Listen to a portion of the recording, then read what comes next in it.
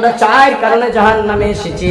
1 number কারণ ক্বালু লাম নাকু মিনাল মুসাল্লিন, আমরা দুনিয়াতে মুসল্লি ছিলাম না।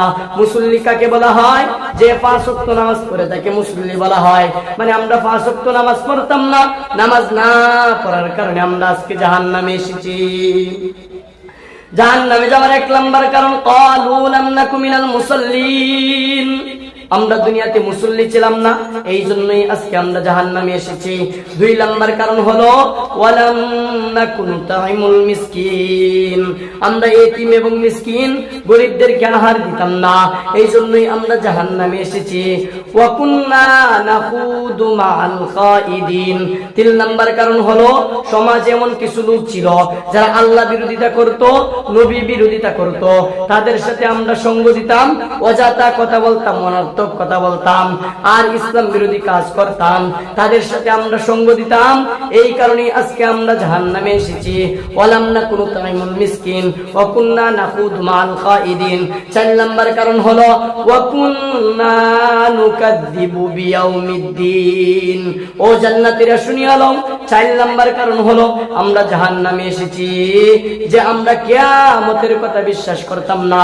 আজকে যে কিয়ামত হবে, এমন অবস্থা হবে, একদল জান্নাতে যাবে, একদল জাহান্নামে যাবে, আল্লাহ রাব্বুল আলামিন শাস্তি দিবেন, ওই কথাগুলো আমরা বিশ্বাস করতাম না, এই জন্যই আজকে আমরা জাহান্নামে এসেছি। তখন জান্নাতীরা জাহান্নামীদেরকে দেখবে, জাহান্নামীরাও দেখবে, জাহান্নামীরা যখন দেখবে জান্নাতীরা ওই প্রশ্ন করবে, ওই সময় মানুষ বলতে থাকবে হায় আফসোস, আমরা তো আর সহ্য করতে পারতেছি না, এখন কি করতে পারি, কেন কিয়ামতের কার্যক্রম শুরু হইতেছে না। ওই সময় মানুষ বলতে থাকবে হায় আফসোস, কেন এত গরম, কেন এত গরম। আল্লাহ রাব্বুল আলামিন ওই দিন মানুষের মাথার উপর সূর্যটা দিবে, আর ওই সূর্যের তাপের কারণে মানুষের এমন অবস্থা হবে, গানতে শুরু করবে, মানুষের মাথার মগজ টকবক টকবক করে ফুটতে থাকবে, জমিনটা হয়ে যাবে তামা। ওই দিন মানুষ বলতে থাকবে হায় আফসোস, কেন এমন অবস্থা হইতেছে। আসো না আমরা হযরত আদি পিতা আদমের কাছে যাই। সমস্ত মানুষ বলতে থাকবে আসো আমরা আদি পিতার কাছে যাই। সমস্ত মানুষ হযরত আদম আলাইহিস সালাতু ওয়াস সালামের কাছে যাবে, গিয়া নালিশ করতে থাকবে ও পয়গম্বর, ও পয়গম্বর, আপনি তো আমাদের আদি পিতা, আপনি আল্লাহ রাব্বুল আলামিনের কাছে একটু দরখাস্ত করেন না, আল্লাহ রাব্বুল আলামিন হয়তো আমাদের কার্যক্রম শুরু করে দিতে পারে, আমাদের ওই হাসরের কার্যক্রম শুরু করে দিবে। ওই সময় হযরত আদম আলাইহিস সালাতু ওয়াস সালাম বলতে থাকবে না না না, আমার কোনো ক্ষমতা নাই, আমার কোনো ক্ষমতা নাই, আমরা আদি পিতা ঠিক আছে, কিন্তু ঠিক আছে আল্লাহ রাব্বুল আলামিনের কাছে আমি যে সুপারিশ করব এমন ক্ষমতা আমার কাছে নাই। সমস্ত মানুষদেরকে হযরত আদম আলাইহিস সালাতু ওয়াস সালাম বলবে ও লোক সকল তোমরা শুনো, আমি একটা পরামর্শ দিতে পারি, আমি একটা পরামর্শ দিতে পারি। এই পরামর্শটা হলো এমন পরামর্শ, আমি একজন লোকের কাছে তোমাদেরকে পাঠাইব, এমন একজন লোকের কাছে পাঠাইব যে লোকটা তোমাদের জন্য সুপারিশ করতে পারে। এই সুপারিশের কারণে আল্লাহ রাব্বুল আলামিন হাসরের কার্যক্রম শুরু করতে থাকবে। আল্লাহ রাব্বুল আলামিনের ওই সুপারিশ আল্লাহ রাব্বুল আলামিন কবুল করবে। ওই মানুষ বলতেছে ও আদি পয়গম্বর, আপনি বলুন না ওই মানুষটাকে।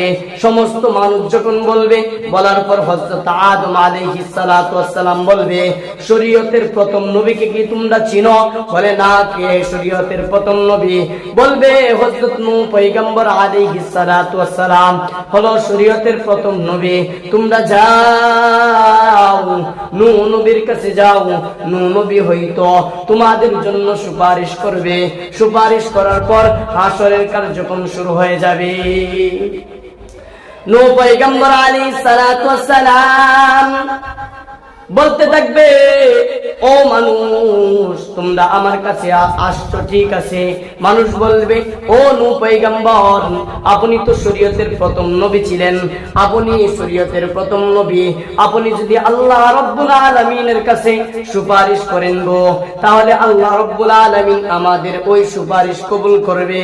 ও নূহ পয়গম্বর, আপনি একটু সুপারিশ করেন, আল্লাহ রাব্বুল আলামিনের কাছে সুপারিশ করেন, আল্লাহ যাতে হাসরের ময়দানের কার্যক্রম শুরু করে দেয়, কেননা আমাদের তো আর সহ্য হইতেছে না। নূহ পয়গম্বর বলবে, না না না, আমার তো ওই ক্ষমতা নাই, আমি হাসরের কার্যক্রম শুরু করার জন্য তোমাদের জন্য আমি সুপারিশ করতে পারি না, আমি আল্লাহর কাছে সুপারিশ করার মতো আমি ক্ষমতা রাখি না। কিন্তু এমন একজন ব্যক্তি আছে, যে ব্যক্তির কাছে যদি পাঠাই, ওই ব্যক্তি যদি আল্লাহ রাব্বুল আলামিনের কাছে সুপারিশ করে, তাহলে হয়তো আল্লাহ রাব্বুল আলামিন হাসরের কার্যক্রম শুরু করে দিবে।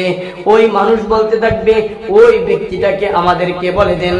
ওই সময় নূহ পয়গম্বর আলাইহিস সালাতু ওয়াস সালাম ওই সময় মানুষদেরকে বলে দিবে, যাও যাও, তোমরা জাতির পিতা হযরত ইব্রাহিম আলাইহিস সালাতু ওয়াস সালামের কাছে যাও, জাতির পিতা হযরত ইব্রাহিম আলাইহিস সালাতু ওয়াস সালামের কাছে যাও। যদি জাতির পিতা হযরত ইব্রাহিম আলাইহিস সালাতু ওয়াস সালামের কাছে তোমরা যাইতে পারো, জাতির পিতা হযরত ইব্রাহিম আলাইহিস সালাতু ওয়াস সালাম তোমাদের জন্য সুপারিশ করবে, আর আল্লাহ রাব্বুল আলামিন হয়তো ওই ইব্রাহিমের সুপারিশ কবুল করবে। সমস্ত মানুষ হাসরবাসীরা দৌড়তে থাকবে, দৌড়তে থাকবে, হযরত ইব্রাহিম আলাইহিস সালাতু ওয়াস সালামের কাছে যাবে, গিয়া বলতে থাকবে, ও জাতির পিতা হযরত ইব্রাহিম আলাইহিস সালাতু ওয়াস সালাম, আপনি হলেন আমাদের জাতির পিতা, আপনি হয়তো যদি আল্লাহ রাব্বুল আলামিনের কাছে সুপারিশ করেন, আল্লাহ রাব্বুল আলামিন হয়তো ওই সুপারিশ কবুল করবে। ও জাতির পিতা ইব্রাহিম, আপনি আমাদের জন্য একটু সুপারিশ করেন না। হযরত ইব্রাহিম আলাইহিস সালাতু ওয়াস সালাম বলবে, ঠিক আছে, তোমরা আমার কাছে আসছো ঠিক আছে, কিন্তু আমি তোমাদের জন্য সুপারিশ করার মতো ক্ষমতা রাখি না, আমি সুপারিশ করতে পারবো না। কিন্তু এমন একটা মানুষের কথা আমি বলে দিতে পারি, যে মানুষটা তোমাদের জন্য যদি সুপারিশ করে, আল্লাহ রাব্বুল আলামিন হয়তো ওই সুপারিশ কবুল করে নেবেন। ওই সময় হাসরবাসীরা বলতে থাকবে, ও ইব্রাহিম, তুমি বলো ওই ব্যক্তিটাকে। হযরত ইব্রাহিম আলাইহিস সালাতু ওয়াস সালাম ওই সময় বলতে থাকবে, তোমরা হযরত মূসা কালিমুল্লাহর কাছে চলে যাও। সমস্ত হাসরবাসীরা হযরত মূসা কালিমুল্লাহর কাছে চলে যাবে, যে নবীনা আল্লাহ রাব্বুল আলামিনের সাথে তুর পাহাড়ে কথা বলতেন, যে নবীনা আল্লাহর সাথে সরাসরি কথা বলতেন, এমন এক মহব্বতের নবী, এমন এক মায়ের নবী। সমস্ত পয়গম্বররা, সমস্ত পয়গম্বরের উম্মতরা, সমস্ত মানুষরা দৌড়তে থাকবে হাসরের দিনে। হাসরের দিনে যখন দৌড়তে থাকবে, ওই সময় মূসা কালিমুল্লাহর কথা বলা হবে। মূসা কালিমুল্লাহ কথা যখন বলা হবে, মূসা আলাইহিস সালাতু ওয়াস সালাম বলবে, না না না, আমি তোমাদের জন্য সুপারিশ করতে পারবো না, এমন সুপারিশের ক্ষমতা আমি মূসা কালিমুল্লাহ রাখি না। কিন্তু এমন একটা ব্যক্তির কথা তোমাদের কাছে আমি বলতে পারবো, যে ব্যক্তি যদি তোমাদের জন্য সুপারিশ করে, তাহলে আল্লাহ রাব্বুল আলামিন হয়তো ওই সুপারিশ কবুল করে নিতে পারে। ওই সময় হাসরবাসীরা বলতে থাকবে, ও মূসা কালিমুল্লাহ, তুমি বলো ওই ব্যক্তিটাকে, আমরা তার কাছে যাই। হযরত মূসা আলাইহিস সালাতু ওয়াস সালাম বলবে, ও দুনিয়ার মানুষ শুনো, তোমরা যদি হযরত ঈসা পয়গম্বর আলাইহিস সালাতু ওয়াস সালামের কাছে যাও, তোমরা যদি ঈসা নবীর কাছে যাও, তোমরা যদি ঈসা নবীর কাছে যাও, তাহলে ঈসা নবী তোমাদের জন্য সুপারিশ করতে পারে। ঈসা আলাইহিস সালাতু ওয়াস সালামের কাছে সমস্ত মানুষ ছুটতে থাকবে। হাসরের ময়দানে সমস্ত মানুষ যখন ঈসা পয়গম্বর আলাইহিস সালাতু ওয়াস সালামের কাছে যাবে, ঈসা নবীর কাছে যখন যাবে, ঈসা আলাইহিস সালাতু ওয়াস সালাম বলবে, আমার কাছে আসছো ঠিক আছে, কিন্তু আমি তো ওইটা সুপারিশ করার মতো ক্ষমতা রাখি না। কিন্তু এমন একটা ব্যক্তির কথা আমি তোমাদের কাছে বলবো, এমন একজন নবীর কথা বলবো, এমন একজন পয়গম্বরের কথা বলবো, এমন একজন পয়গম্বর, এমন একজন নবী, আল্লাহর এক পয়গম্বর, যার কথা আল্লাহ রাব্বুল আলামিন কখনো পারবে না, তোমরা তার কাছে যাও। সমস্ত উম্মতরা বলতে থাকবে ওই পয়গম্বরকে, ওই নবীকে। মুসা আলাইহিস সালাতু ওয়াস সালামও তো ফিরিয়ে দিল, ইব্রাহিমও ফিরিয়ে দিল, নূহ পয়গম্বরও ফিরিয়ে দিল, আদমও ফিরিয়ে দিল। আপনি তো ঈসা পয়গম্বর, আপনি যদি ফিরাইয়া দেন, ও ঈসা আমরা কার কাছে যাব? ঈসা আলাইহিস সালাতু ওয়াস সালাম বলবে তোমরা আখিরি নবী সাইয়্যিদুল কাউনাইন হযরত মুহাম্মদ সাল্লাল্লাহু আলাইহি ওয়াসাল্লামের কাছে যাও। সমস্ত মানুষ হযরত মুহাম্মদুর রাসূলুল্লাহ সাল্লাল্লাহু আলাইহি ওয়াসাল্লামের কাছে যাবে কাল কিয়ামতের দিন। নবীর কাছে যখন গিয়া সুপারিশ করবে, ও পয়গম্বর আপনি যদি সুপারিশ করেন গো, তাহলে হয়তো আল্লাহ রাব্বুল আলামিন আপনার সুপারিশ কবুল করে নিবে। আপনি আমাদের জন্য একটু সুপারিশ করেন। আল্লাহর রাসূল সাল্লাল্লাহু আলাইহি ওয়াসাল্লামের অবস্থা এমন হবে, সমস্ত নবীরা ইয়া নফসি ইয়া নফসি বলতে থাকবে, সমস্ত নবীরা ইয়া নফসি বলবে, কিন্তু নবী পয়গম্বর আলাইহিস সালাতু ওয়াস সালাম বলতে থাকবে ইয়া উম্মতি ইয়া উম্মতি, আমার উম্মতের কি অবস্থা? সবাই বলবে আমার কি অবস্থা হবে, আমার কি অবস্থা হবে। কিন্তু আমাদের নবী আখিরি নবী, আখিরি পয়গম্বর, তিনি বলতে থাকবেন আমার উম্মতের কি হবে, আমার উম্মতের কি হবে। ওই সময় মুহাম্মদুর রাসূলুল্লাহ সাল্লাল্লাহু আলাইহি ওয়াসাল্লাম তিনি কি করবেন? একটা সিজদায় পড়ে যাবেন। ওই সিজদায় যখন মাথা লাগাইবেন, আল্লাহ রাব্বুল আলামিনের কুদরতি অন্তর ঠান্ডা হয়ে যাবে। আল্লাহ রাব্বুল আলামিন ওই সময় ডাক দিয়ে বলতে থাকবেন ও পয়গম্বর আপনি মাথা উঠান, আপনি অনেক কাঁদেছেন, আপনাকে অনেক কষ্ট দেওয়া হয়েছে, আপনাকে বাবা হারা করিয়া ইতিম বানাইয়া কষ্ট দেওয়া হয়েছে, সংসার থেকে পৃথক করা হয়েছে, কত কষ্ট না আপনি করেছেন। আপনি মাথা উঠান, আল্লাহ রাব্বুল আলামিন আমি আপনার দরখাস্ত কবুল করলাম। ঠিক আছে, ঠিক আছে, দরখাস্তটাকে কবুল করা হলো। দরখাস্ত আমার উম্মতের জন্য হাসরের ময়দান কায়েম করে দেন, হাসরের কার্যক্রম শুরু করে দেন। কিন্তু আল্লাহর রাসূল আবার কাঁদতে শুরু করবেন। কেন কাঁদো ও পয়গম্বর? নবী বলতে থাকবে আমার উম্মতের জন্য কাঁদি। হাসরের কার্যক্রম ঠিক আছে শুরু হয়েছে, কিন্তু আমার উম্মতরা তো তারা জান্নাতে যাইতে পারবে না, তার অবস্থা কি হবে?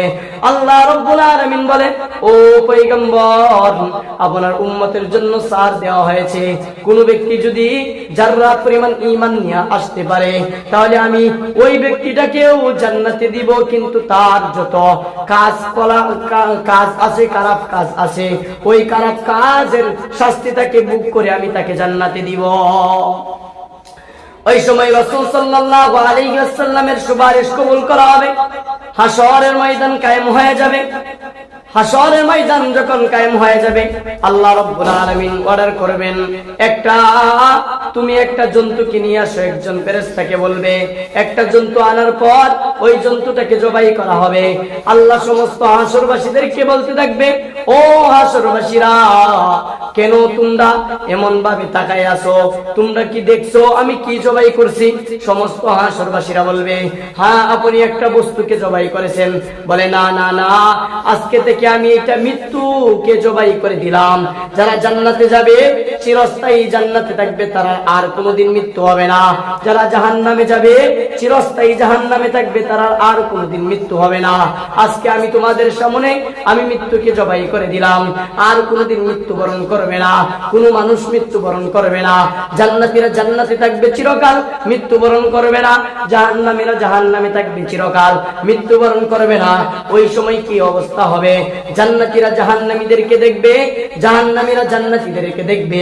জান্নাতীরা যখন জাহান্নামীদেরকে দেখবে, জান্নাতীরা প্রশ্ন করতে থাকবে যে মা সালাকাকুম ফি সাকার, ও জাহান্নামীরা তোমরা কোন কারণে জাহান্নামে এসেছো? ওই সময় জাহান্নামীরা চারটা প্রশ্নের উত্তর দিবে। এক নাম্বার ক্বালু লাম নাকু মিনাল মুসাল্লিন, দুই নাম্বার ওয়া লাম নাকু নুত'ইমুল মিসকিন, তিন নাম্বার ওয়া কুননা নাখুদু মাল খাইদিন। 4 নাম্বার ওয়া কুন্না নুকাদ্দিবু বিয়াউমিদ্দিন। এজন্য প্রিয় হাজিরিন, নামাজের অনেক গুরুত্ব। আল্লাহর রাসূল বলেন, আউয়ালু মা ইউহাসাবু বিহিল আবদু ইয়াউমাল কিয়ামাতিস সালাহ। সর্বপ্রথম কিয়ামতের দিন নামাজের হিসাব হবে। এইজন্য 1 নাম্বার কারণ হলো জাহান্নামে যাওয়ার, নামাজ না পড়ার কারণে। কোন ব্যক্তি যদি নামাজ না পড়ে সে জাহান্নামে যাবে। এই জাহান্নামে যাওয়ার দৃষ্টান্ত হলো এই যে জাহান্নামীরা এসেছে 4টা কারণ, এর মধ্যে 1 নাম্বার কারণ হলো ক্বালু লাম নাকু মিনাল মুসাল্লিন। মুসল্লি না থাকার কারণে, নামাজ না পড়ার কারণে। যখন আজান হয়ে যায় একদল লোক শাস্ত্রের বৈশা থাকে, তারা গল্প গুজার করতে থাকে আর বলতে থাকে নামাজের কোনো প্রয়োজন নাই, নামাজে যাওয়ার দরকার নাই। আরেকদল লোক আজান শোনার সাথে সাথে মসজিদের দিকে দৌড়ায়।